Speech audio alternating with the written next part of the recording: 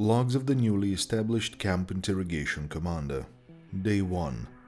I've been stationed as the interrogation command for the influx of humans we're to receive that were captured from the frontier conflict. They are bipedal, no natural armor, an internal skeletal structure, and their main source of defense seems to be creativity with natural metals.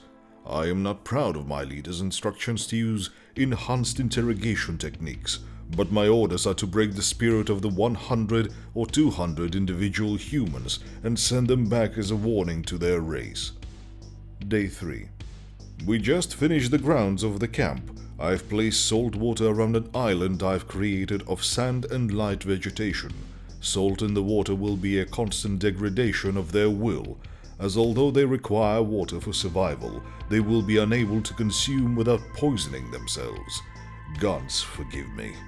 The island is to instill a sense of isolation that they will be unable to escape even with no guards, further causing confusion and the feeling of isolation. Day 9. The first humans arrived. They are weaker and more pathetic now that they are in their bare skin. They have very little hair. I'm not sure if I can get any to last more than a few days. But orders are orders. If some perish, it will only serve to break the others. Day 21. They are more resilient than I first thought. I've decreased the UV shielding around the facility to make the sun more unbearable, slowly cooking them. From our footage, they are in the salt water daily, thrashing around in feeble attempts to escape. They always return to shore defeated, to lay in the UV rays exhausted. It won't be long before their minds snap. Day 25. I've ordered ethanol poison in half of their drink rations. No breaks yet. Somehow, all alive still. Day 27. Once they found they were being poisoned, I thought they might riot.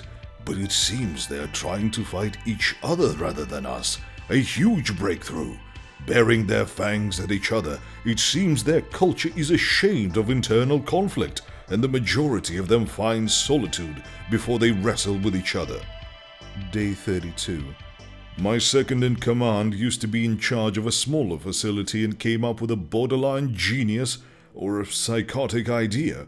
Over 3 nights we introduced constant rhythmic thumping accompanied by random electronic waves of sound to hinder their sleep and cause exhaustion. Starting new program tomorrow. Day 33. They have gone mad. Their bodies are flailing about and they are chanting in unison. We have reached a breakthrough. I'm sure it won't be long until they are mindless husks. The intraspecies fighting has increased dramatically. Day 34. We started to put up flashing lights during the day for use with a sound torture at night, and the humans actually volunteered to help us, as if gloating that we were never going to break them. They even petitioned us for more fluid poison. They are making this personal, trying to humiliate me by saying they won't make it easy for us. They can take anything we give them. My second is saying I'm going too far, but I want results. Let's see how much they gloat after tonight. Triple the poison, more intense sound torture, and erratic light sensory overload. Day 36. Why won't they die? Day 45. What is wrong with them? They are fighting, poisoned, being cooked alive to such an extent that their skin is turning different shades due to UV damage. All still alive, and refusing a surrender to be returned home. I've ordered some experimental chemicals that alter brain patterns to be dumped on the shores. Day 65. Am I torturing them, or are they torturing me? What is happening? Nothing to report. The chemicals sedate more and enhance others.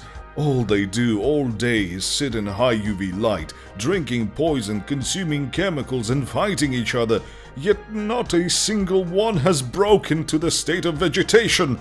One of them asked me how long they are allowed to stay. Allowed! I have to check my notes. What are these fucking things? Day 70. I told them the food we were giving them used to be living things. One blinked at me and said, "Cool, do you have any more sauce?" We are dealing with more dangerous beings than I could have ever imagined. Day 75. Peace. We have reached a stalemate in the conflict and I have been ordered to burn all notes and release all prisoners before anyone asks any questions. I hope the humans don't ask too many questions about this facility or I'll be facing military tribunal. I oversaw the extradition of prisoners and they all gestured at me baring their fangs and pounded their hands together in some sort of primal intimidation routine. No doubt gloating we couldn't break them. They are terrifyingly resilient. I understand how they survived our vastly superior military onslaught now. Day 80. The humans gave me a medal for honorable prisoner treatment, presented to me by a survivor of my camp. He said it was the best time of his life. We have had requests for humans to be tortured again for fun, they said. Fucking humans, gloating on their national broadcast, parading me around to their leaders all bearing fangs, humiliating me on how I treated their troops and failed to destroy their spirit. They had a holiday. Get fucked, humans. I quit tomorrow.